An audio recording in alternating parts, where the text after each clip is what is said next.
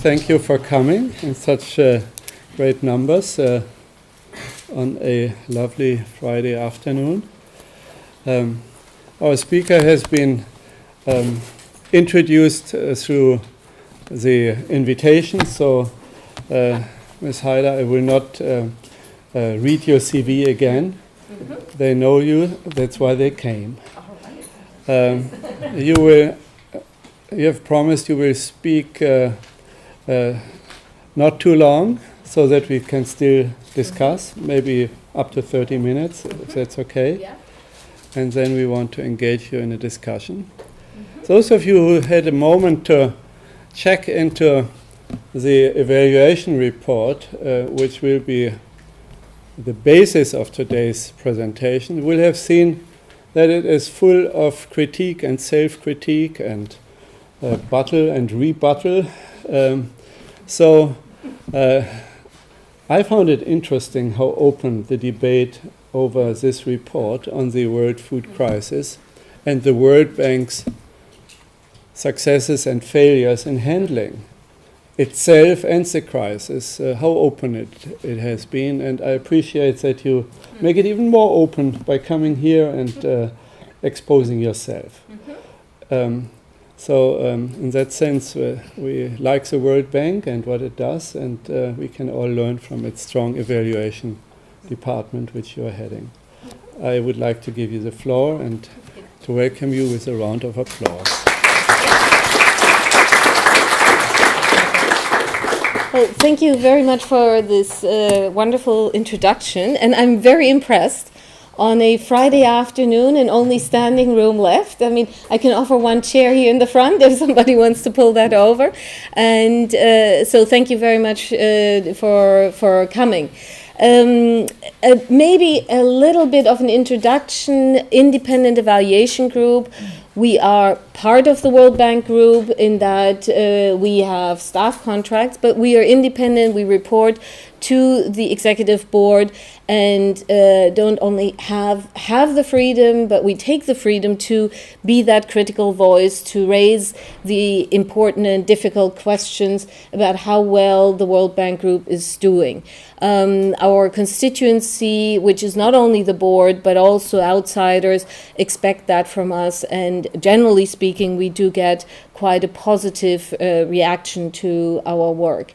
On this particular evaluation, I have to say that I personally recused myself. I used to work with the World Food Programme, and my sense was that if I had exercised my usual role of ultimate quality assurance in this evaluation, I could have been accused of being biased. Regardless of the outcome, whether it was positive or negative about WFP, people could have said, well, she was there and therefore. And so I have been completely hands-off and virtually worked my way into this report for this presentation. So I might not be able to answer all of the detailed questions you may have, but I wanted to emphasize that we in IEG exercise that level of independence so that even a perception of a bias is prevented by recusing ourselves and stepping out.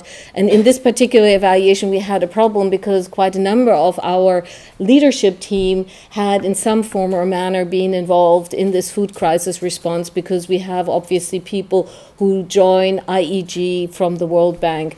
So just that as a word of introduction of how we try to exercise our independence.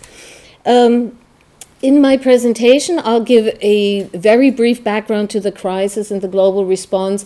I think here in this institute, you would know very well about the crisis and possibly have even more nuanced perspectives than I will be presenting here, because I really didn't want to delve into that. Then I will talk about the objectives the World Bank Group set itself, what measures it adopted, and what results it produced. And then I will talk a little bit about the responsiveness to need.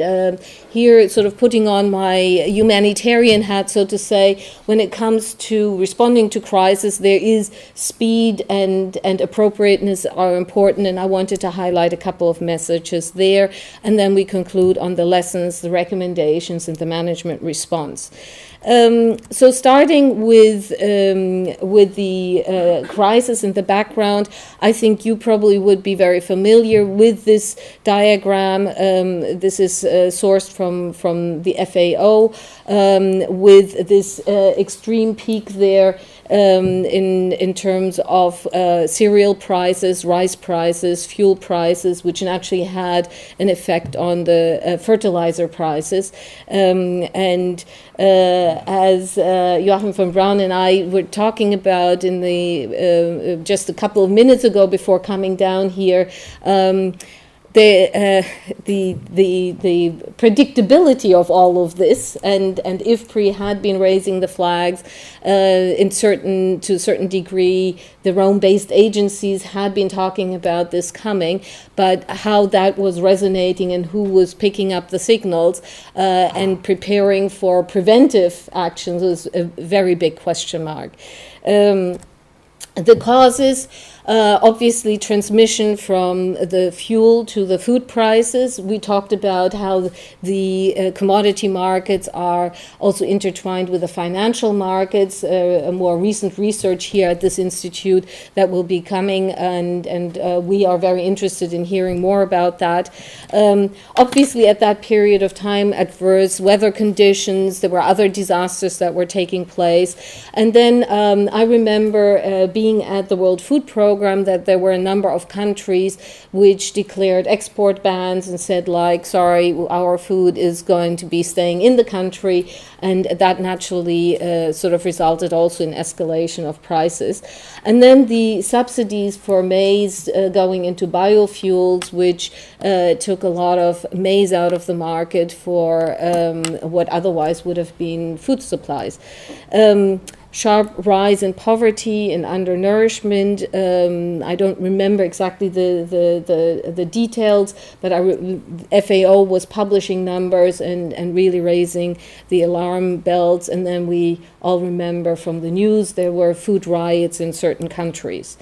Global commitment. We had the G8 summit in L'Aquila. Right after the earthquake there, quite a scene to take a G8 summit there. But anyway, a commitment was made, $20 billion over 3 years. In the UN system, there was the Committee on Food Security, which is in the FAO context, was reformed to and an action plan developed for short and long-term food security measures, with also a division of labor among the Rome-based agencies. And then there was the UN high-level task force on the global food crisis working out of New York. Now, you know, from the point of view of a Rome-based agency, there was always a question whether the governance structure is getting a little bit too convoluted there, but these are typical sort of institutional matters. And then response programs, the international finance institutions were there, the bilaterals, the foundations, and so on. Now, when it comes to the World Bank Group itself, the objectives it set out the response program, there was the very specific Global Food Crisis Response Program, and it started out with first an allocation of $1.2 billion and increased to $2 billion, and by the end of June 2012, 1.24 billion were approved of that envelope. So you can see already that the initial sort of amounts had been more spot on than being able actually to utilize a 2 billion envelope. There were regular lending programs that were expanded, partly because of the food crisis, but then obviously there was also the financial or the economic crisis that kicked in, where the World Bank Group obviously had also a major response to that, and one could maybe argue a greater response than to the food crisis. There's the Global Agriculture and Food Security Program, which was a trust fund that the bank handled, but that was also implemented by others, and a Horn of Africa program. The International Finance Corporation, which is a part of the World Bank Group, and the Independent Evaluation Group covers all the institutions of the World Bank Group, suggested to start a global food initiative with credits to agribusiness and trade finance, and finance to the agriculture supply chain. And there was some work on the agriculture price risk management. Objectives that were set out were reducing the negative impact of high and volatile food prices on the lives of the poor. That's sort of like when you also see the response to the economic crisis, protecting the vulnerable has been very strong in the rhetoric of the World Bank Group. Supporting governments to design sustainable policies so that price volatility for food prices would be managed in a better way, and reducing the long-term market distortions. And then support to broad-based growth and productivity in market participation, especially in the agricultural sector. This was translated basically into 3 measures, and as those of you who have looked at the evaluation report would know, the evaluation focused on assessing what was put in place in order to implement these measures. So food price policy and market stabilization, domestic food production and marketing response, and social protection. Obviously, the social protection part relates to, reducing the vulnerability of people. Looking at the first one, food price policy and market stabilization, the findings were that the policy advice in general was good, but it was quite based on quite generic analytical work. There was not the analytical work that was specific to country context and going in sufficient detail into what was needed in order to respond to this particular crisis. And sort of when you look at the age of some of these papers, a 2005 report on managing food price crises, whether that was sufficiently updated in time and so on was a question that was raised. And as I said, not country specific enough to support the policy choices and the crisis situation in all cases. So to say, a more tailored, more nuanced response in that respect. A greater emphasis on market stabilization than on food price policy. So stabilizing markets, but what should happen with the food prices was a different matter. And in part that was because governments had already made certain choices and they had moved ahead, and that therefore in some ways the bank group was maybe not the partner of choice in that matter. Short-term and medium-term investments in market stabilization focused largely on increasing the local production, which links up with the second measure. So it was sort of saying like, well, let's try to increase local production and rather than thinking of other measures to stabilize the markets. And the finding here, which also connects to the next measure, is that the increased yields that were reported were not significant enough in order to actually have had that type of effect. Generally speaking, when you look at the overall conclusions, this particular program was relatively small in order to really affect the global food price crisis. Domestic food production and marketing responses. The World Bank financed fertilizer seeds inputs, and the IFC tried to support the agriculture sector by financing trade. It expanded its trade finance program in a considerable way, also in response to the economic crisis. So it was very much an instrument that was utilized for a crisis where liquidity was seen as a problem as well. In the medium term, the World Bank is financing infrastructure, capacity development, and extension services, which is very much linking into its regular program. And in the IFC, the agribusiness lending was shifting into sub-Saharan Africa, which is a strong demand on the IFC more generally. And so, utilizing this situation, they were moving into that area and into food exporting countries.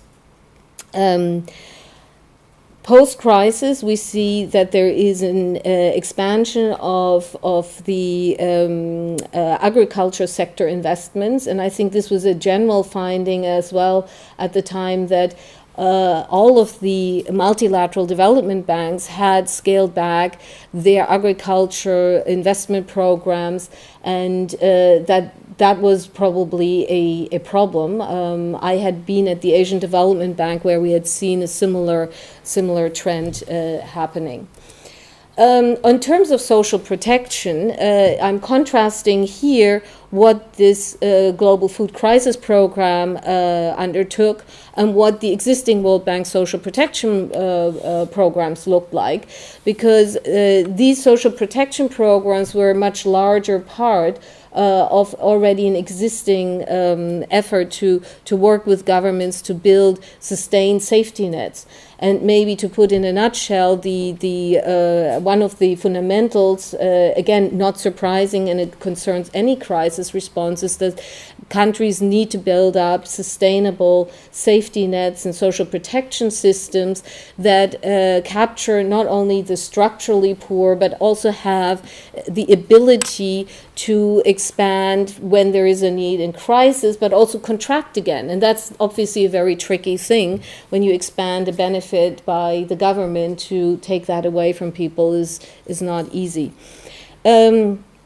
So in the short term, in-kind transfers, public works, cash transfers. The World Bank was working closely with the World Food Program, funding school feeding programs and food for work programs as well. The medium-term responses were limited and focus more on setting up systems or improving them so it would be systems that already exist and then trying to work with those. Being maybe not the most optimal thing to do when the crisis is there. Building systems really requires a little bit more of a stable environment so that you're not in this emergency and reaction mode. One thing that the colleagues found was that there was too limited attention paid to the most vulnerable groups, women and children and their malnutrition needs. Again, putting on my WFP hat, when you do school feeding and food for work, this is food that either goes directly to the school children that are also hungry, but obviously it's a different group than the infants, where more permanent damage is inflicted when they are not fed at the right time. And the food for work is normally grains and staple foods that get distributed, whereas the micronutrients that are needed for these specialized programs are delivered through a completely different mechanism and are a bit more complex to do.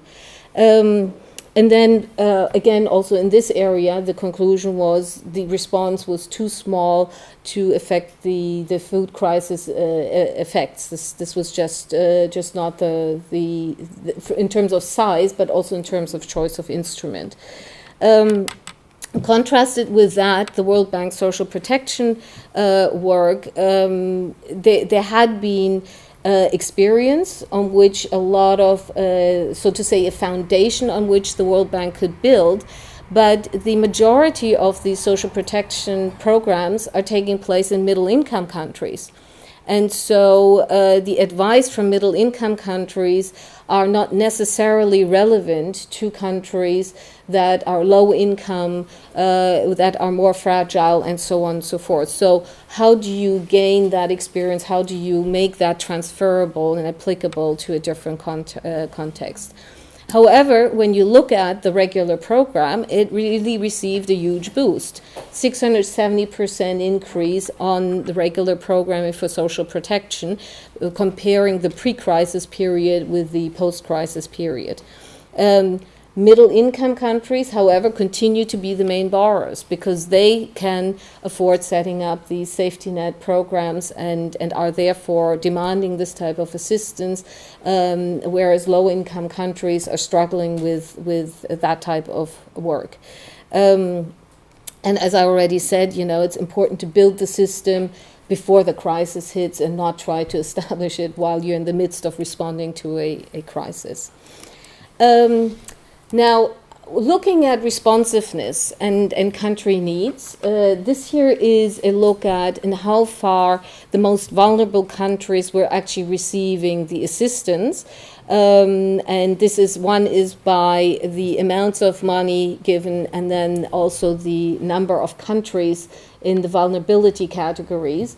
This is really a check to see were we in the right countries, and the match is relatively good in terms of on the number of countries. In terms of the amounts of money, more went to vulnerable countries, but not the most vulnerable. In other crises, sometimes the reaction is not necessarily targeted at the most important countries.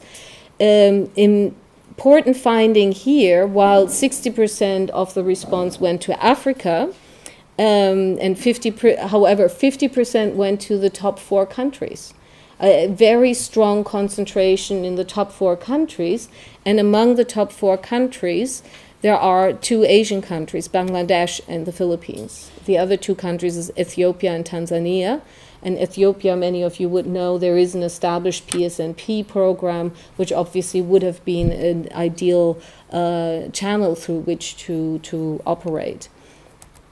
Here is a timeline diagram of when signals were picked up and when reactions were coming from the highest level of the World Bank Group. The spring meetings, the Development Committee endorses the New Deal for Global Food Policy. Now, that was well into the food crisis, and one could argue, should that not have happened much faster? Naturally, whoever has worked with large institutions know also that there is a consultative process that has to be conducted, and it's not like something that can be pulled out of a hat. And the program was adopted there. And then you see also here that the global economic crisis followed on the footsteps or overlap with the food crisis, as we know, and obviously that is an area that absorbed a lot of attention and resources at the World Bank Group. In terms of the speed of preparing projects and getting them from the concept node to approval, which is the lower bar, so this is taking the initial idea for a project to the approval stage, you can see that the projects under this program were processed much faster. Both in terms of from concept to approval as well as from appraisal to effectiveness. Effectiveness is when the project actually starts working. You can see the time for preparing these projects was much shorter than the regular time. Now, you can argue, was that fast enough, or is the bank group's overall processing time long? It is long, but these are normally also complex projects that need a lot of work going into them to define how they're shaped. One thing that the bank did, and in many ways it can be explained also in part by just what I showed in terms of how much time it takes to process a new loan, is it works through its existing relationships, and it works through its existing projects. Like PSNP, it existed. It's an instrument through which you can then work and disperse more money and get more money faster to your client countries than if you have to start something from scratch. The positive side is you have established relationships, you know each other, and you can move faster. The downside is, what if there is a country in need where those systems and relationships are not established? Then obviously the trade-off when you take a project faster through a process, quality assurance tends to suffer, and so the team found that quality at entry, as we call this, was not as high than for other projects, and that there was relatively little resources or time allowed for making the corrections during the implementation phase. It wasn't that it wasn't allowed, but if you don't resource managing those corrections, then it's naturally much harder for teams to actually make those corrections when they are needed. One side effect, however, was also that it repositioned the World Bank in the agriculture and food security sector. It changed how it engages in that area, building on the aid effectiveness agenda, the collaboration and coordination with other partners, and probably entered into a field where it was not traditionally known to be. Now, in terms of lessons and recommendations, some of the lessons were quite internally focused. Like the first one, strategic framework is a necessary but not sufficient condition in order to be effective in your crisis response. Expanding programs massively and rapidly without having the internal resources to help that along and make that happen naturally hinders your ability to deliver. That's not surprising to anybody who's ever worked in a crisis context. Likewise, the requirement for flexible resource allocation. In many ways, these lessons raise fundamental questions in how far the bank group is really a crisis responder and how far is it more a traditional development institution. And I think these are questions that the bank group and its shareholders would be asking itself at the moment as the World Bank Group is forming its new strategy. Country-specific analytical work is needed for designing appropriate responses. Again, not very surprising as a lesson. What is the challenge for the bank group here? And as I was saying, many of the MDBs had been reducing their presence in the agriculture sector.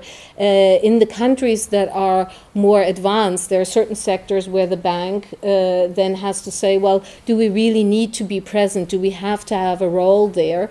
And when it then does not have people on the ground or hasn't had recent analytical work, if it's suddenly needed, it's naturally quite hard to catch up on that gap, and very different to countries where you're in a continuous dialogue with stakeholders.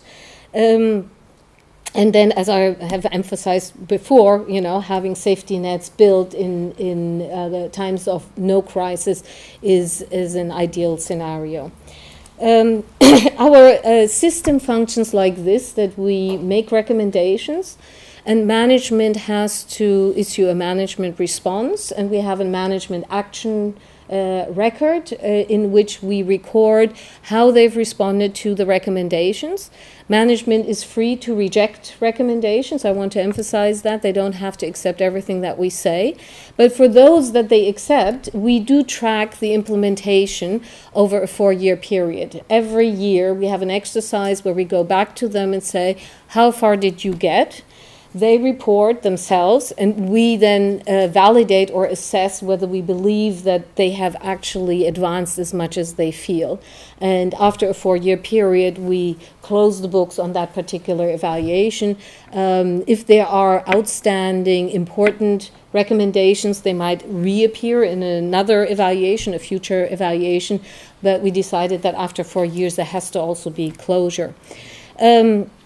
So very much along the lines of the lessons, ensuring adequate resources to deliver programs and in case of future crises, quality assurance, so a system that allows quality assurance even when you want to have a speedy response, assisting countries in better targeting people who are most affected, and that is for safety net systems in general always a challenge. And then working with client countries on monitoring the nutritional welfare outcomes of food crisis and mitigation programs. So really generating the data that is needed to understand better what is coming out of these programs. Generally speaking, management has agreed to all of these recommendations and will be making efforts to implement that. How far they have come, this is too early to say because, as you know, the evaluation was concluded fairly recently. So with that, I conclude my presentation. As you know, you can find this on the internet. We're trying to be very transparent, and I'm very happy to take your questions.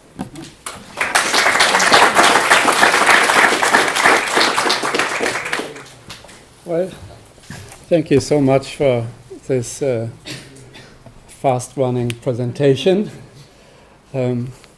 In World Bank language, this evaluation, I think, is pretty rough.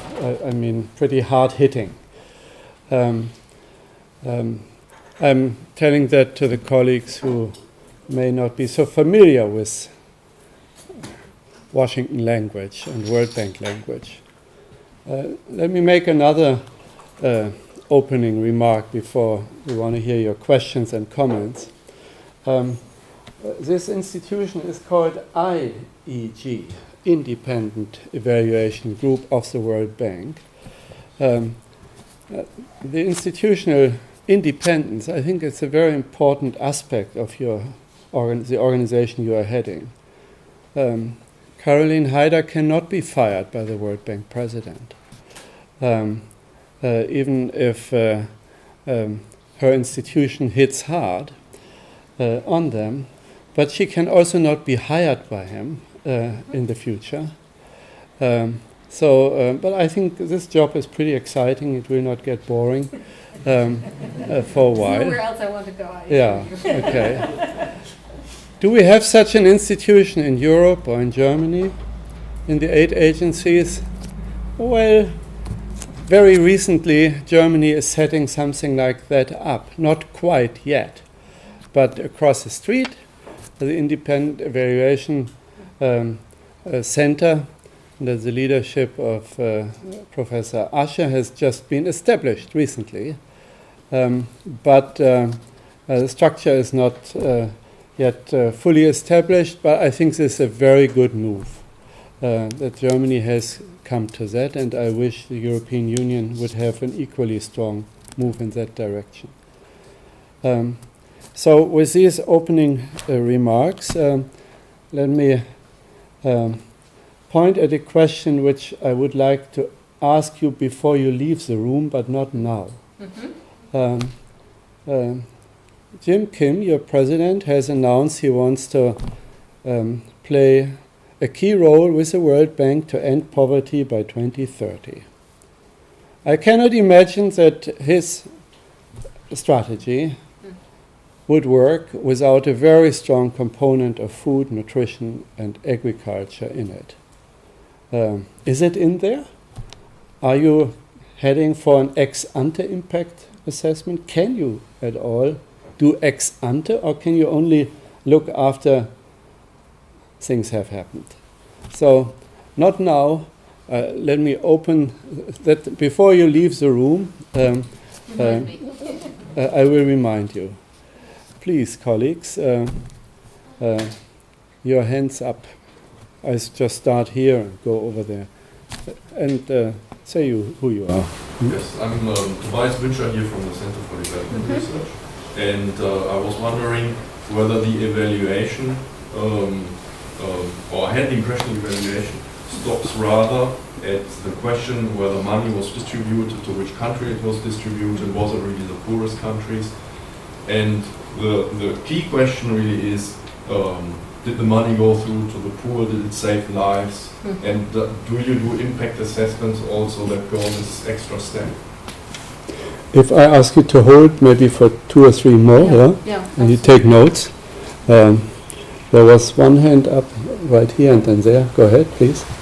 My name is Richard Sikora. I'm a professor emeritus here from the University of Bonn and an active fellow in STIAS and Stellenbosch for advanced studies. And I was curious, you mentioned an increase in 600+% in social protection. What was that actually in dollars compared to the $2 billion that you put into the whole project? Okay, next please. Stefan Leider from the German Development Institute, also across the street. I have two or maybe even three questions.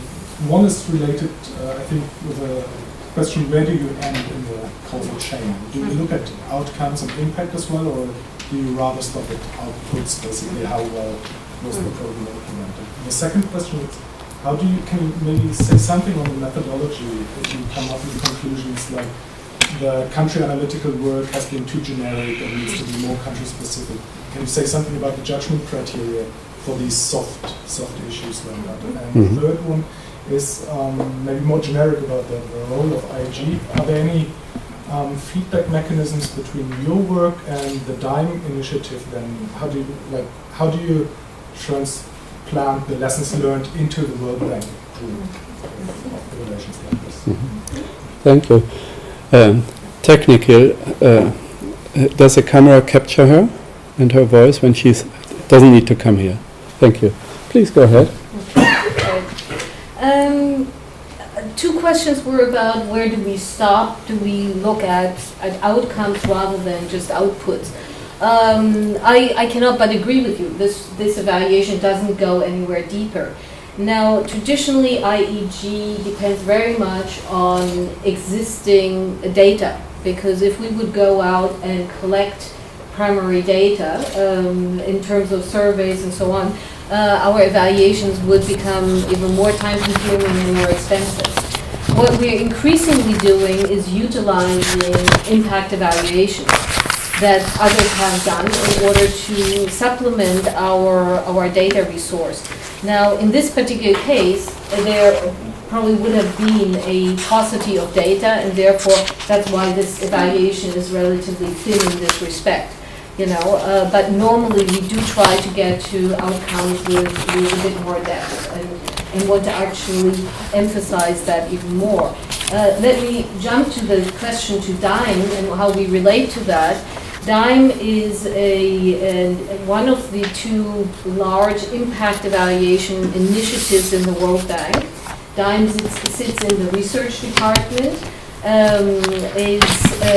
Was originally, I think, largely funded by DFID. I don't know whether they still are the main funders or the sole funders.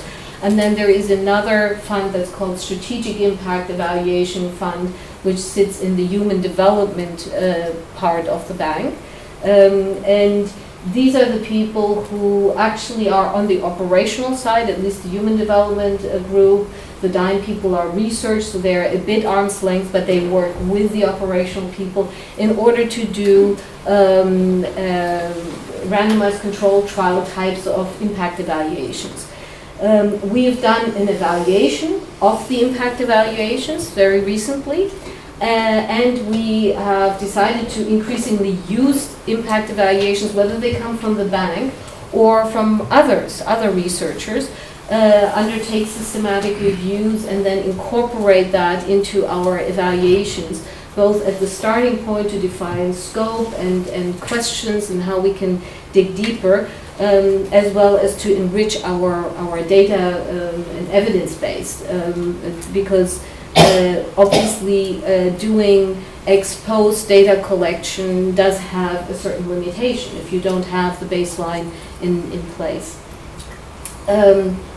I have to admit, I would have to dig through this report in order to look at the absolute number for the 670% increase, but the numbers are in the report, if not in the summary, definitely in the full report.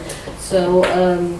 Let me leave that at that. I spoke about the judgment criteria for soft aspects. We normally determine this by saying, okay, we will be assessing, for example, if it's relevance to the country context. One is, how old is the last country-based research? if there is a huge gap, then you know already how close to reality can this be. How specific is it to the country context? I mean, when you read whether it's policy advice or government policies, there are certain things that are stated in very generic terms, and then you can see here is actually the problem and how far does this really address that problem and come to a solution.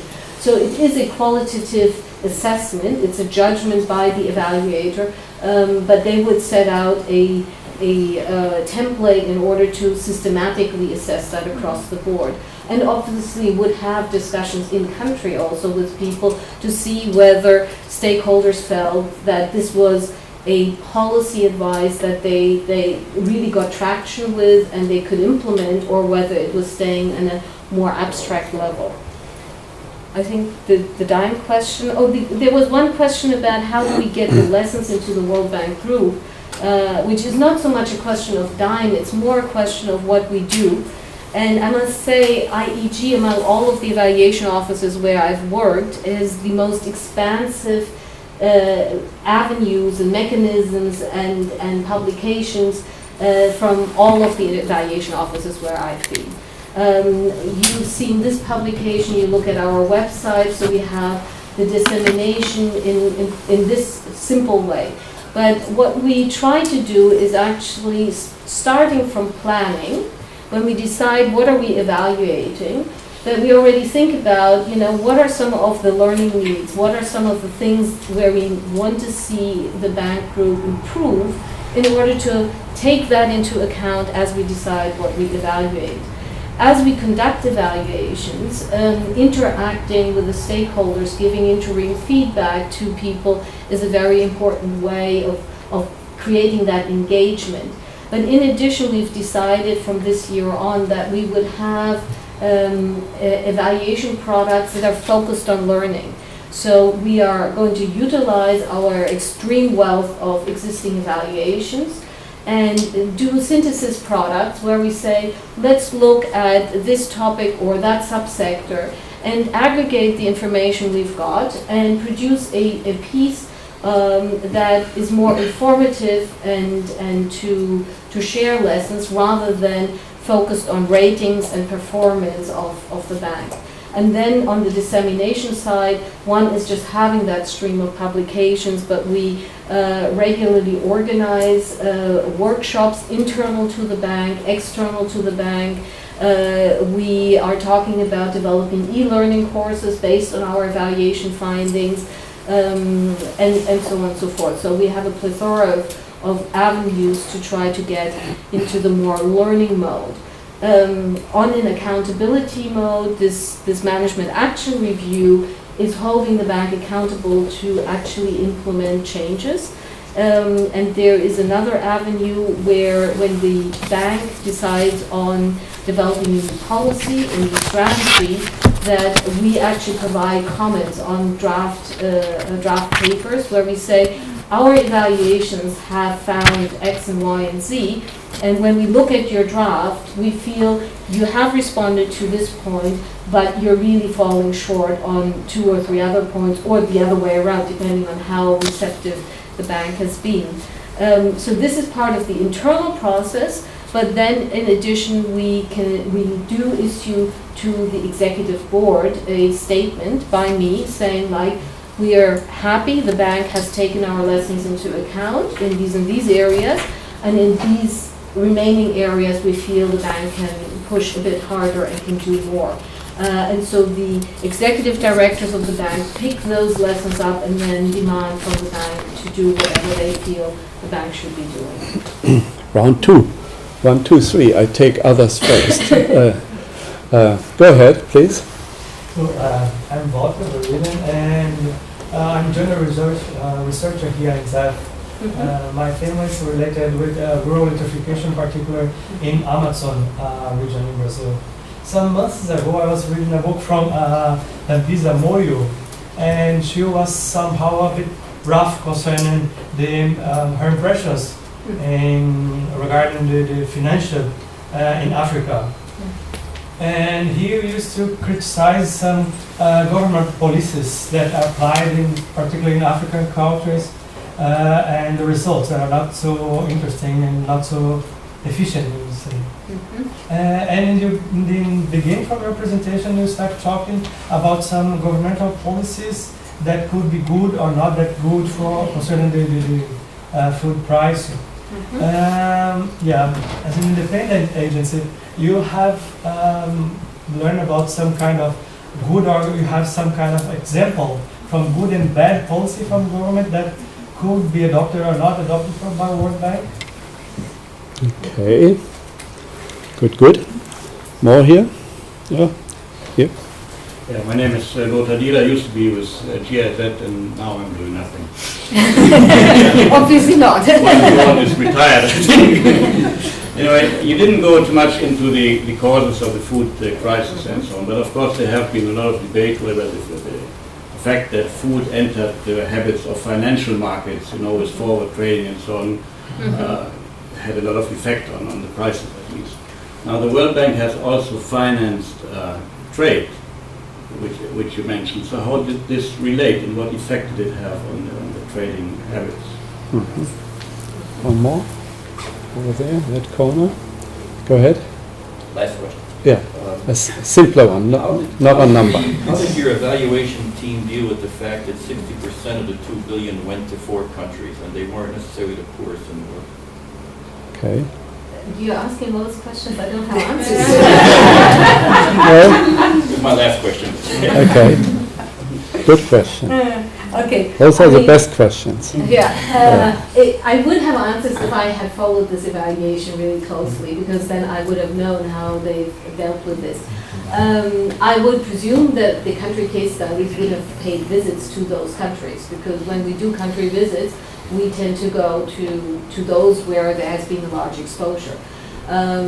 In terms of whether that resulted then in weighing results, say if you're successful in a country where you spend a lot of money and less successful in the large number where you spend less money, I don't think that we've done that, and I don't think we've done that in any other evaluation.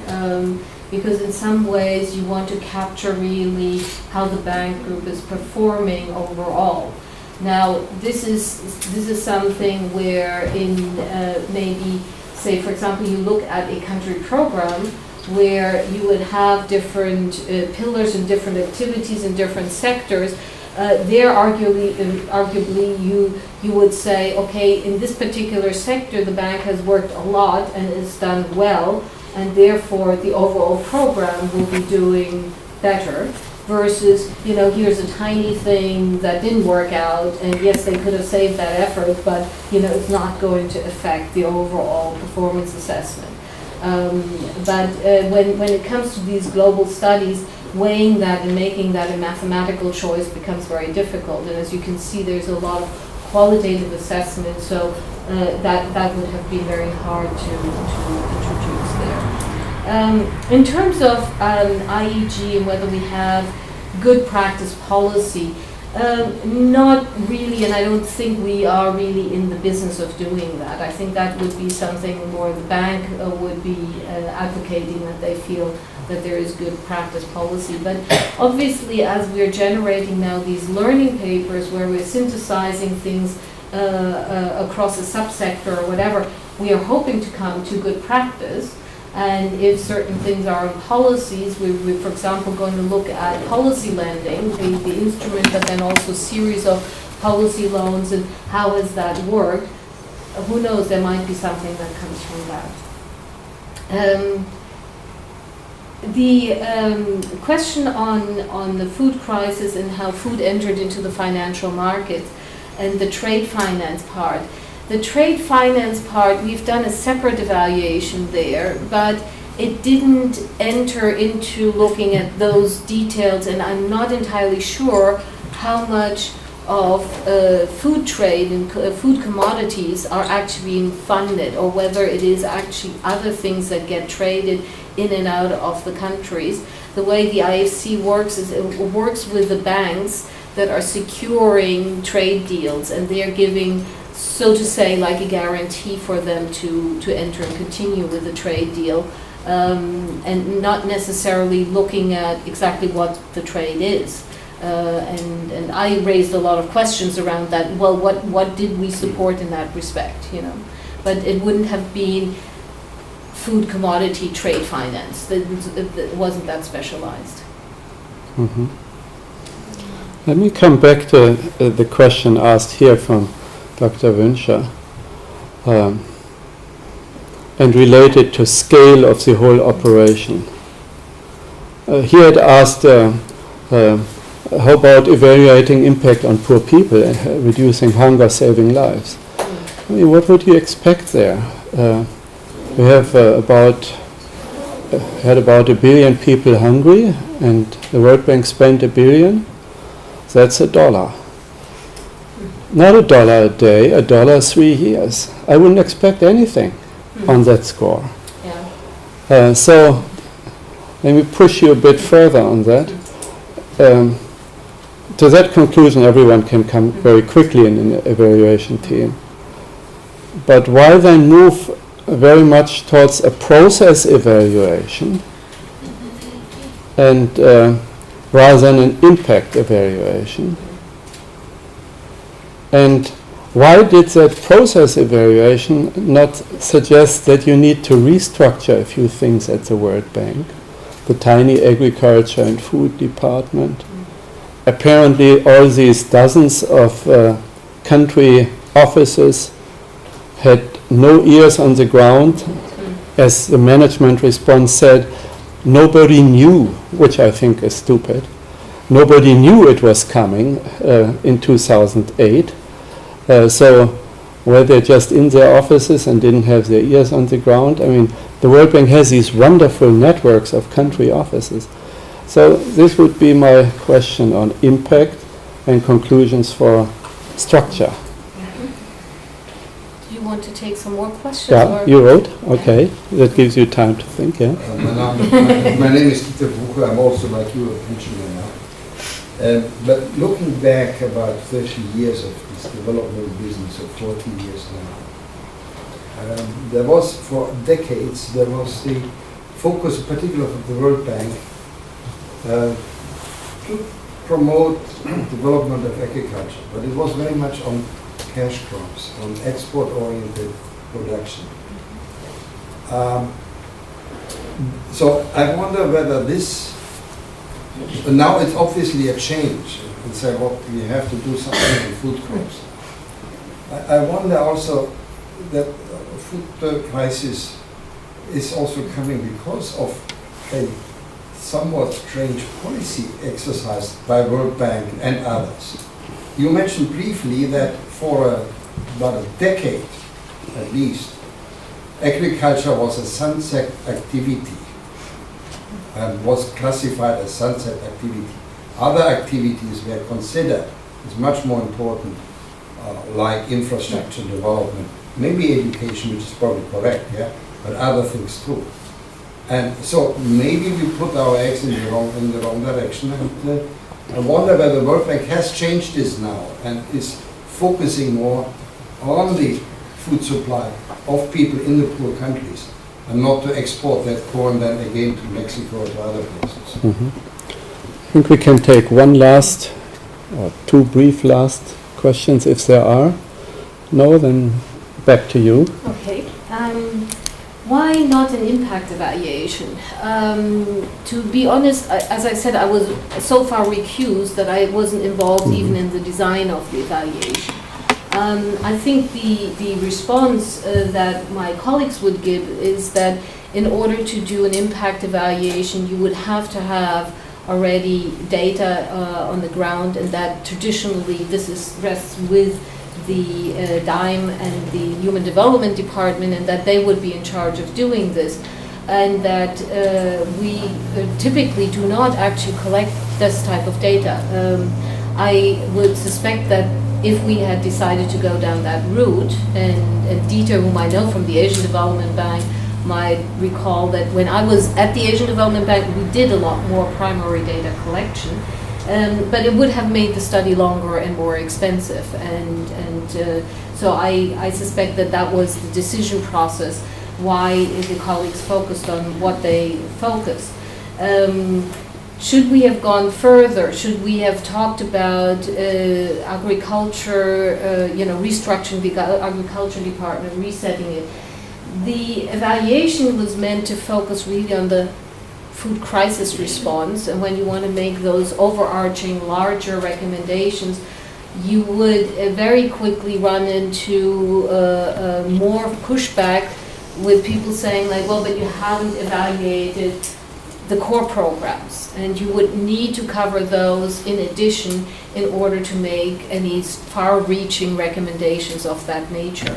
And that is something I absolutely agree with, because you would make this statement on the basis of a very narrow, as you see, a very small portion of resources, and not capturing what else has been going on in the World Bank.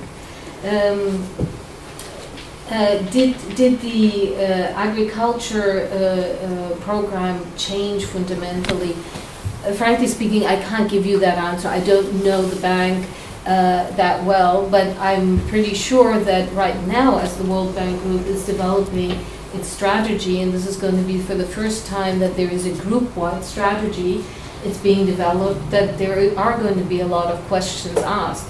And among others, as part of the reforms, what the President Jim Kim has said is that he wants to move from what is right now the knowledge networks to something that's called global practices. And while I don't have any information what they will be looking like, because they're in the process of developing them, I'm pretty sure that they will result in a lot of debate and rethinking of how the different sectors are set up, how do they actually connect and work with other sectors and interconnect and link up, so that there is a greater focus on actually solutions and results, rather than what is my sector doing, which obviously then keeps an institution more focused on the more input-output based relationship. So I'm afraid I have to disappoint you, Dieter, but you probably think not the first time. So would you like me to come back to the first question? Yeah. Whether IEG does an ex-ante assessment. We don't. We are not in the business of doing sort of quality at entry assessments. But I think through this mechanism that I described, where we are giving feedback on what the bank group is proposing based on our past evaluations, we are influencing it. We're not assessing what they've put on paper, but we're saying, well, looking at the past, here are lessons that need to be taken into account, and we feel you've done well on these, but these ones still need to find a greater reflection there. If we would be asked to do an ex-ante assessment, say an evaluability assessment of the results framework, say by the board, obviously this is something, if the request is there, if the results framework is there with enough lead time, we would obviously rise to the fore, but we would do it in a way that we maintain our independence, because some people have asked, well, why don't you enter into the dialogue of formulating the strategy and make sure that they learn the lessons?